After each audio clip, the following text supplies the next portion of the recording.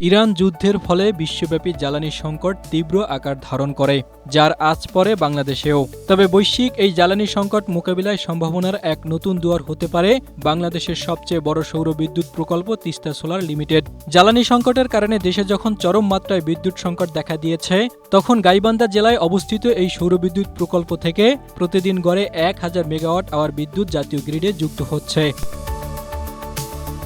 গাইবান্ধার সুন্দরগঞ্জ উপজেলায় অনাবাদী চরে 650 একর জমিতে নির্মিত ওই বিদ্যুৎ কেন্দ্রটিতে 300 মিলিয়ন বা 30 কোটি মার্কিন ডলারের বিনিয়োগ রয়েছে। আর এই বিদ্যুৎ কেন্দ্রটি নির্মাণ করেছিল বেক্সিমকো গ্রুপের সহযোগী প্রতিষ্ঠান বেক্সিমকো পাওয়ার লিমিটেড, যেখানে রয়েছে 5,50,000 সৌর প্যানেল।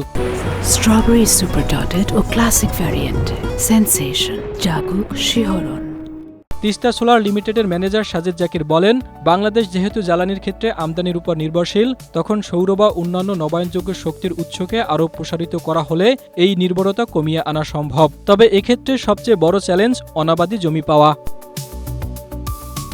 বাংলাদেশে বর্তমানে 14,000 থেকে 16,000 মেগাওয়াট বিদ্যুৎ প্রয়োজন, কিন্তু সেখানে উৎপাদনই হয় 12 থেকে 14,000। ফলে চাহিদার তুলনায় বিদ্যুৎ উৎপাদনে বেশ ঘাটতি রয়েছে।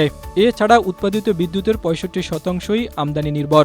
এ অবস্থায় বিদ্যুৎ সংকটের এই পরিস্থিতিকে আরও জটিল করে তুলেছে ইরান যুদ্ধ, কারণ হরমুজ প্রণালী বন্ধ থাকায় পর্যাপ্ত জ্বালানি আমদানি করা সম্ভব হচ্ছে না। ফলে বেড়েছে বিদ্যুতের দামও। এমন পরিস্থিতির মধ্যে কোনো জ্বালানি ছাড়াই রংপুর বিভাগে মোট বিদ্যুৎ চাহিদার 20% উৎপাদন করছে গাইবান্ধার এই সৌর বিদ্যুৎ প্রকল্প। জাহিদুল ইসলাম, এশিয়া পোস্ট।